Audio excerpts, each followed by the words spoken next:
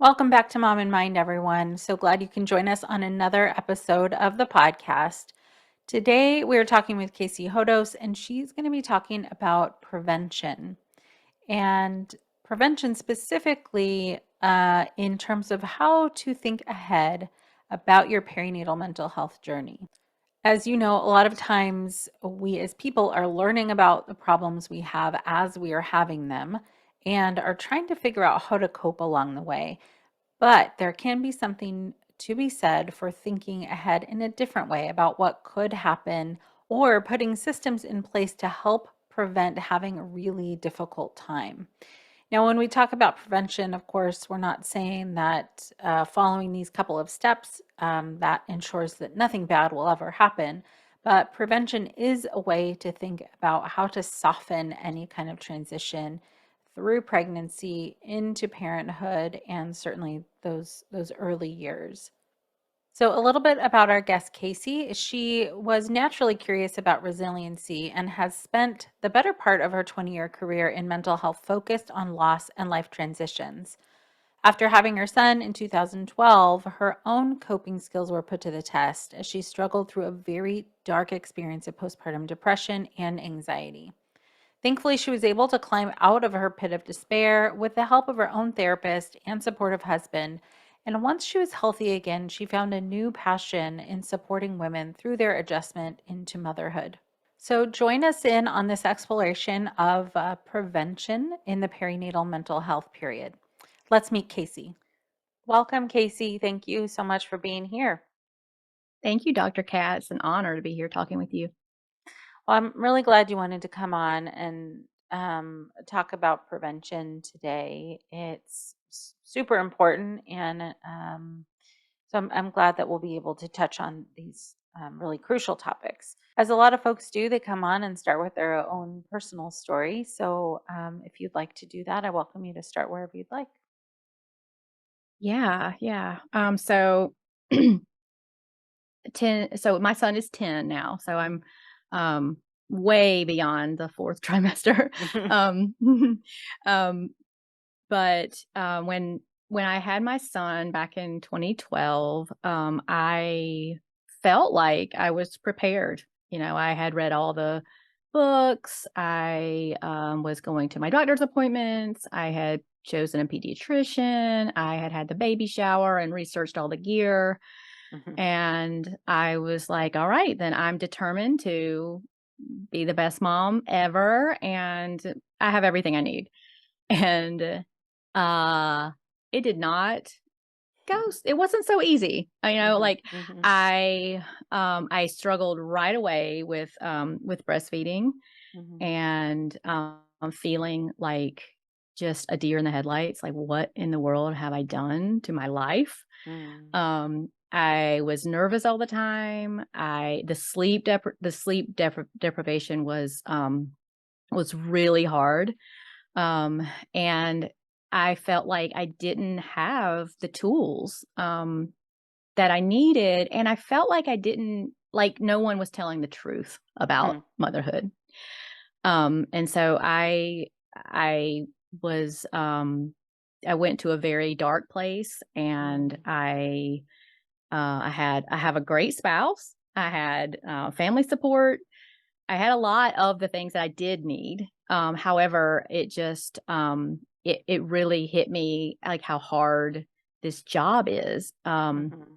And that suddenly I was caring for a tiny human who couldn't tell me what was wrong, who could only scream and cry, and Mhm. who needed me all the time. And that pressure of just being on the clock forever Yeah. um, was really just eye opening and terrifying. Um, so, I think 10 years ago in my local area anyway, here in North Carolina, there just wasn't a lot of support for new parents. Mhm. And my pediatrician was the first person that, you know, s- asked me how I was doing. And now I think that's very common now. Like they do a questionnaire for moms, and they screen for postpartum anxiety and depression. Now, I hope I hope everywhere they do that, but I know they do that. And he was the first person I felt like who saw me, Mm-hmm. and he could tell that I was struggling. But he still didn't. He didn't offer anything. Any types of resources. He didn't really, there was a Mm, lactation consultant in the office that helped me with the breastfeeding part, but mm, like my mental health was still not where it needed to be.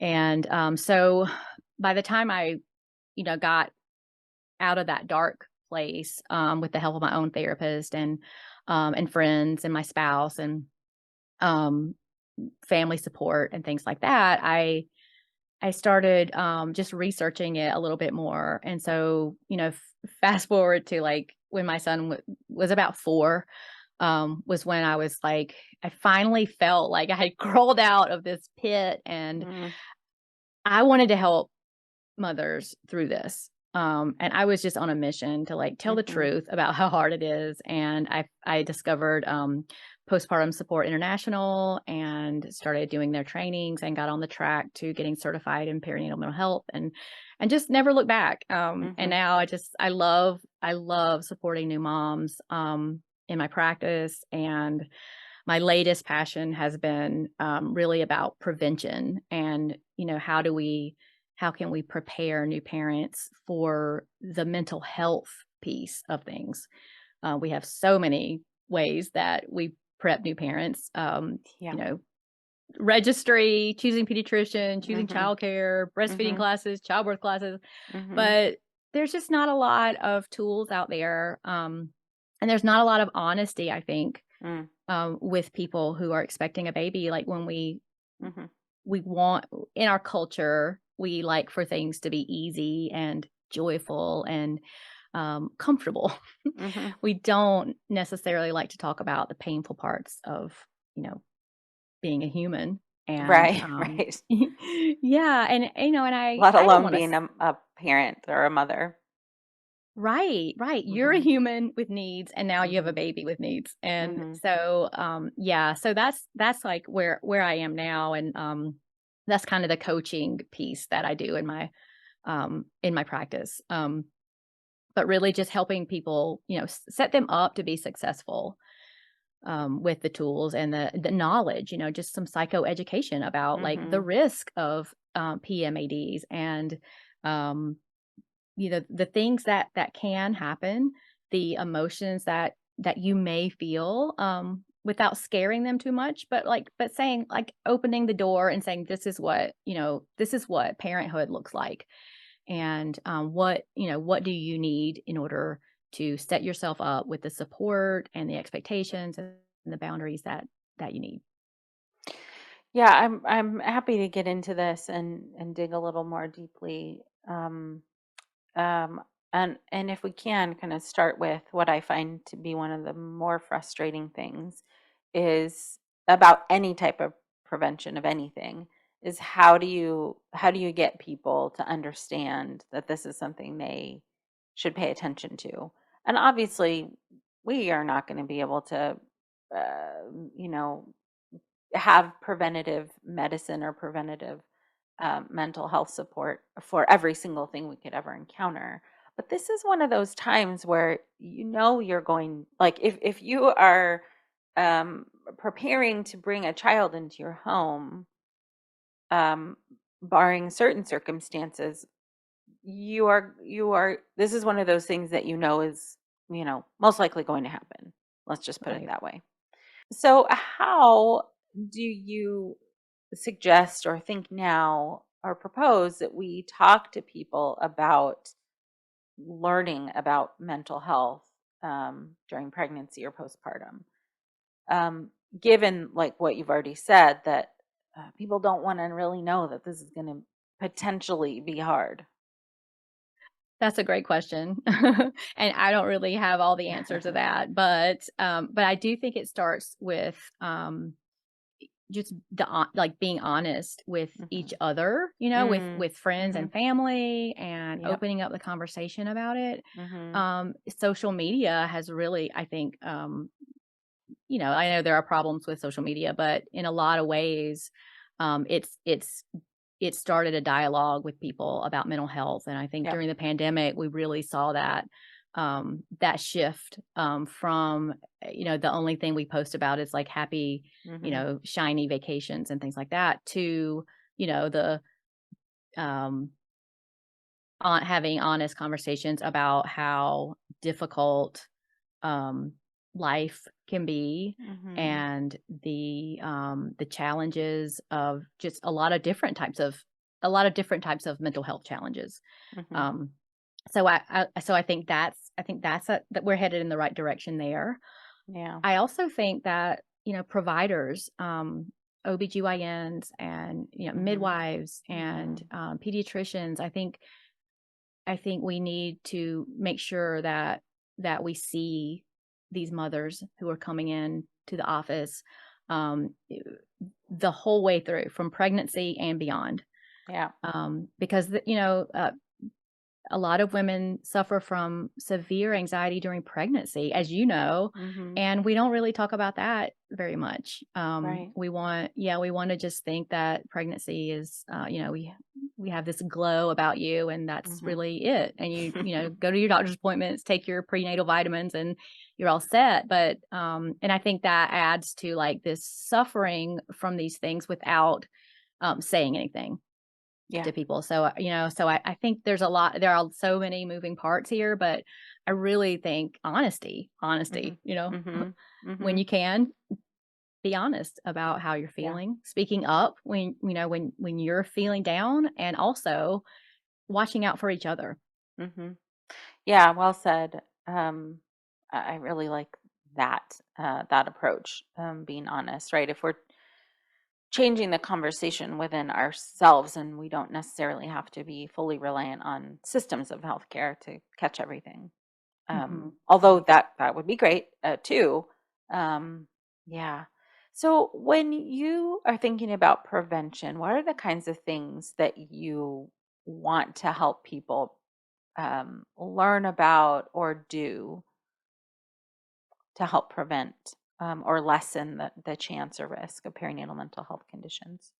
So I see preparation and prevention kind of happening in like three different categories. So pregnancy, problem solving, and parenting.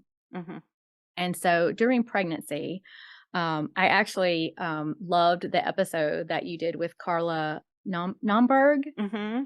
Is it? Yeah. Yeah, she just had so many great little nuggets in there for new parents. Yeah. But she talked about practicing um good habits when it's easy or something like that. And Hmm. I don't certainly I know that not all pregnancies are easy. But it is the time when you are well rested, or hopefully, you're getting more rest. And you're taking care of yourself, and you are a priority. So during pregnancy, women tend to be focused on their health, Hmm. and going regularly to your doctor visits, and keeping an eye on blood pressure and all the things. Hmm. And so I think during pregnancy, we also need to be checking in on our mental health, and preparing for while we have the energy, before baby comes. That is a great time to have conversations with your support system, to identify all the things that are going to need to be done, Hmm. with your partner, taking Yeah. a look at, who do we have who, in our life who care, who are the people who care about us? Yeah. And whether it's, in laws, it might be friends, not everybody has support right there locally with them. Right. Right. Which, that's one of the problems, I think. But Hmm. I think matching support people with jobs that need to be done, Hmm. and from everything from like to household tasks, Hmm. to walking the dog, Hmm. to running errands. Yeah. Who are these people that we already have in our life who can help us out with some of this stuff, because all the daily things are still going to need to be done.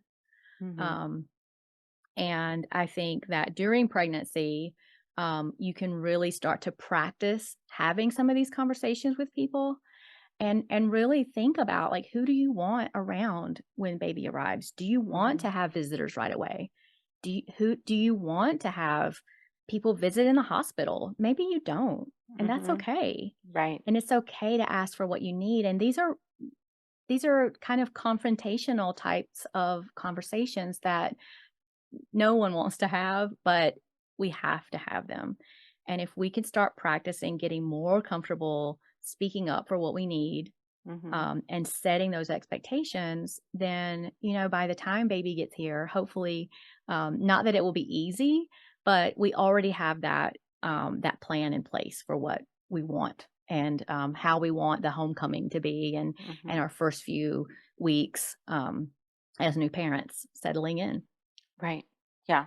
So I see problem solving as like, okay, so we have this plan for what we hope will happen. Now, things rarely go 100% according to plan. Right. So I think that having some really healthy coping skills um, can be helpful whether or not things go according to plan. Right. Like there's always going to be stress, and going into parenthood, like you need you're going to have to know how to cope with difficult things and how to be flexible and how to be mindful, and Yeah. how to communicate with the people in your life when things Yes. are not going well. So practicing, with your spouse, just having, digging into these topics Oh, right. and So, not necessarily doing this these three categories alone on your own, but involving other people along the way. yes. Yeah. Yeah.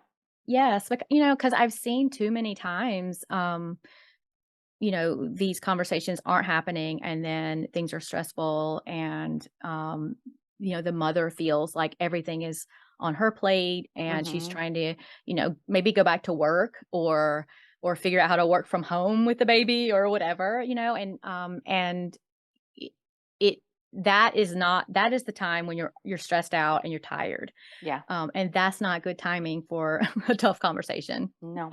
with your partner or That's a with, hard time.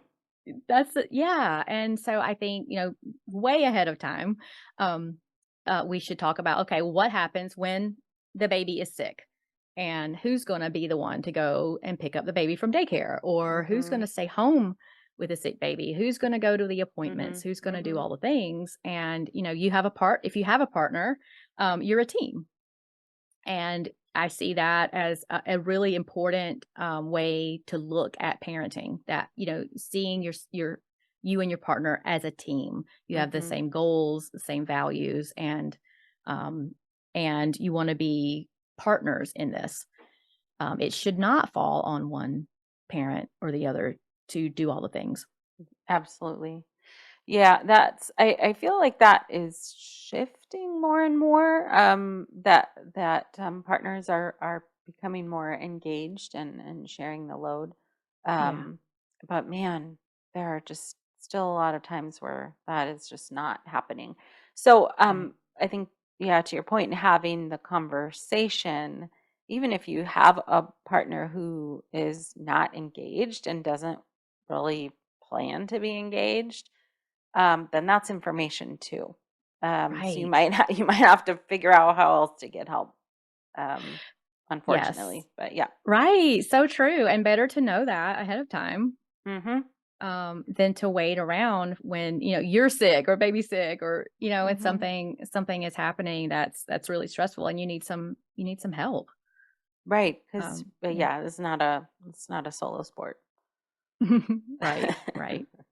Um, and I think, as part of the problem solving bucket, I think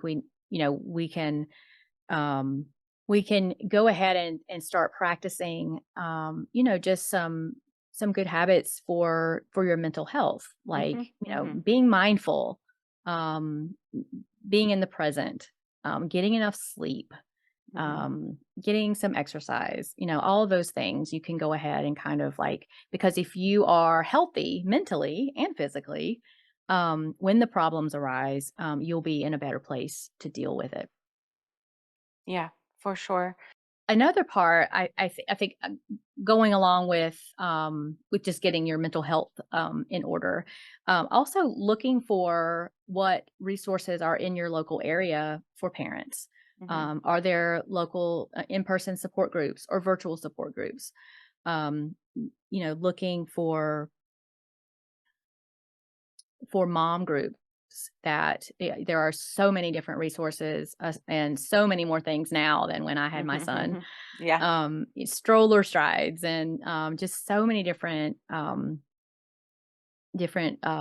community types of resources. But prioritizing your mental health can happen anytime. But it's Mhm. certainly, I think it's just more effective when you can start taking care of your mental health, before the baby gets here. So for just a moment, for people who might just be considering that they have, either they're not fully aware of what's going on for them mental health wise, or they're not really dealing with anything mental health wise. What would you, yeah, what would you say to those folks additionally, or even resources that you would suggest?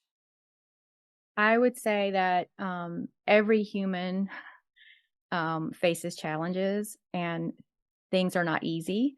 And Mhm. so, even if you have never seen a therapist or even thought about, mental health, Mhm. um, you don't need to have a diagnosable condition in order to seek out support and to take care of yourself mentally. Mhm. Um, and so, there are so many resources online. Postpartum Support International has so many, like, just tons of information online Mhm. um, about the perinatal time period and kind of what to expect, and groups. You could, even during pregnancy, you could get involved in a group Mhm. um, during that time, just to not feel so alone. Mhm. And so, like, even, if you think of yourself as somebody who doesn't have a family history of mental health disorders or any predisposing factors, Mhm. you still need help and you need support for this time period, because you're facing a job that you've never done before, Mhm. and with no guidance and no manual. So Mhm. Mhm. yeah, I just encourage people to pay attention to their mental health just as they would their physical health. Right. Right. Okay. Thank you very much. So the third bucket, I call parenting. And so that's the part where you figure out, like, how are you and your partner going to parent? And so this might mean talking about, like, what does maternity leave and paternity leave look like? And how long do you expect to want to stay home with your baby? Can you Mhm. do that? Is that Mhm. feasible? Would you like for your partner to take time off at the same time, or do it later, and kind of tag team staying at home with baby? Mhm. There's so many ways to do this, and it Mhm. doesn't have to look like anybody else's postpartum. Your Right. postpartum needs to meet your needs, and you can figure that out by talking with your partner and seeing what's available. Mhm. I also think about the division of labor, and, a conversation about who the default parent might Mhm. be. Mhm. Um, and that it doesn't have to always fall on one person. It can be a true partnership, like we were saying earlier, but those expectations to be, need to be decided, Mhm. and it's an ongoing conversation. So these things are not one and done. This is Right. practice. This is Mhm. practice. The having the hard conversations, um, Yeah. figuring out what you need. They're all, it's just practice. Like, you have to just keep checking in on each other, on Mhm. yourself. Um, And so I see like this whole preparation piece as like, okay, how can we plan while also being flexible? Hmm. For sure. Right, because you don't know until you're in it exactly what you need, but you can Right. help, like you're saying, help mitigate that by at least starting the conversation. Right, right. And looking at your strengths, like I'm a huge Hmm. like strengths-based therapist, and I think that we all have strengths even when you don't Hmm. feel like you do. There Hmm. are things you're already doing that are working. So let's, take a look at that and figure out how your strengths can serve you Right. during this really stressful time period. Right, sure. And there's oftentimes where our partner might have a strength in something that's not necessarily our favorite thing, or vice versa. So you can even figure that out. Um, Along the Absolutely. way, because there's certainly things that my husband can do, like math. Um, Right. to bring it into school age children real quick, and not because I have any kind of feelings about it. But right, like that's just as an example that there are just things, and it's okay. We don't have to all be able to do all of the things. Oh, exactly. Yeah, and, um, early humans had their village and, everybody had a role to play and side note, have you ever heard of the the grandmother hypothesis? No, I don't think so. So, some scientists think that the reason why human, mammals experience, menopause Mm. and go on to live beyond their reproductive years is because, it helped or in early humans, it helped them survive because there were grandmothers Mm, available to help care for the babies. that's interesting. Yeah, I learned that recently, and I just thought that was incredible to think about Mhm, that, mhm. yeah, we may live on past our reproducing years in order to serve our village. Um, Yeah. so yeah, yeah, um, Yeah, it's, right, for tight-knit communities, that's still for sure happens, right, but, yeah, a lot of us are all spread out all over the place, and we don't have those built-in communities. absolutely, Like and we tend to I'm sorry, go ahead. no, that was it. Yeah, we tend to, idealize, independence and, Mhm, um, bucking up and just, powering through and mhm. doing things on your own and getting it done. And that is just, I mean, when it comes to parenting, it really that doesn't make sense. No, it doesn't. It doesn't.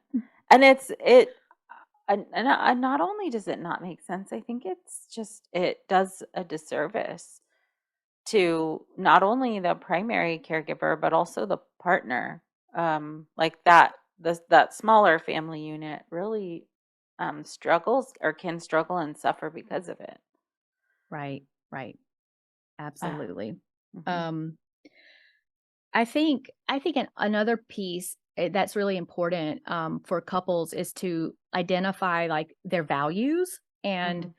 how they want to parent and what's important to them and these kinds of conversations that we don't find ourselves really talking about, we just kind of Yeah. live it. Yep. But when during a pregnancy, like, you have to kind of consider like what do you want your life to look like? What is important in terms of like lessons that you want to hand down to your child? Mm, And so I think that's another piece, and I kind of think about that in terms of the strengths, that mhm. if we can just take a minute and really look into like who we are, who we want to be, what do we want the future to be like, and really think about letting our values lead us when we're making these big decisions. Mhm. As a family, Yeah. figuring out what that is. Yeah, ideally Yes. that would. be great. And you're right, some of that stuff just is not hashed out before kids come along, and even sometimes before kids are even a thing or a possibility. I was like after marriage, or Hmm. being together for a while, then you find out like, oh, this is not one of those things I can, like, I did not see this for my future, but here we are. Right, There right. can be Yeah, a and a lot of lot. stuff. I hear this like fairly often between like even people within a marriage who might have different political ideologies or have different religious ideologies or what they want to bring into their children's lives. And then you have these kids, and wow, that's an even tougher conversation to have if you haven't had it already. Right. Definitely. Definitely. Um, and you get to decide this. And so Hmm. many times, we feel like, well, we were parented a certain way, and so that's the Mm, way to do things, right. but I think that is also a disservice to yourself Hmm. when Hmm. you don't have the confidence to like make your own decisions, or your values don't have to look like your parents' values, and they don't have to look like your neighbors' values. Right. You get to decide. Hmm. Yeah, that can be hard too. Like if you I mean, it can be really liberating for one to Mhm. decide that you can and want to do things differently than folks around you. But even honestly, if it's not too different, there's still conflict sometimes with just, let's say grandparents who fed their kids a certain way, and they want to feed your kids that way, but that's not how you want your kids fed. Right, Yeah, exactly. yeah. So like even more important than to have, if you can be, be on the same page as your partner, so that you guys can have a united front against, not against, but when dealing with people who have differing opinions or have Right, opinions on what they think you should be doing. right. It's really hard to stand on your footing of what you want to do in your life when you got all these 5 million opinions from everybody else coming in. Yeah, yeah, and when those first in that 4th trimester, when you Mhm. are exhausted and just overwhelmed by everything, Mhm. having a tough conversation with your mother-in-law is probably Yeah. not gonna happen. Yeah, right. Right, that's really tough. Super tough. Anything else you think is important for people to understand about prevention and planning? Yeah, along with everything else I've said about, honesty, I feel like sometimes, there is a tendency for, providers to not be completely honest with women. Mhm. Um, in my experience during my pregnancy, no one informed me that that there is a risk of perinatal mood and anxiety disorders. As many as 1 in 7, probably more than that, experience this, and I don't think it's it's that scary to know that fact. Like, we know a lot of risk factors. We know Mm, the risks of breast cancer and heart disease, and we know all those things. So why aren't we talking about perinatal mental health in yeah. those terms? And so the risk is there, and it is very real. And we cannot prevent it 100%. But if we know the risk factors, we know that women who have the support and the tools, they lower their risk. And so why can't we have honest conversations about that? Mhm. During pregnancy, before pregnancy, um, and just open up that dialogue a little more. Yeah, absolutely. I think, yeah, that is a great circle around to your initial points about honesty and being real with each other. And sometimes with us having that information and taking it to our doctors, even though, like, wouldn't it be great if they were all trained in perinatal mental health as well? Right. Sometimes they don't even know the risk, but sometimes that's how things get changed too, is from us having the information and being, advocates on a broader, larger scale, and getting the word out there. We don't have to wait for it to come down from somewhere in Mhm. order to to learn more about how to take care of ourselves in Oh, this yeah. time. Yeah. Yes. Well Well, said. thank you for bringing in all of this perspective. It's really important to consider prevention and not just, oh no, something bad happened. Although that's important, prevention is super important. So I thank you for bringing that in today. Thank you, Dr. Cat. You can find Kayce at kaycehodos.com or on Instagram at Kayce_Hodos. You might have learned a couple of new things about how to prevent or ways to prevent having a difficult time during the perinatal mental health period, pregnancy, birth, and postpartum. And certainly, please share this episode with anyone who could benefit from hearing ways to prevent worsening of symptoms or prevent having symptoms during the perinatal period. I welcome you to subscribe to this podcast so that you can get each and every episode delivered directly to you when they are launched each Monday. Thank you so much for being with us. Until next time.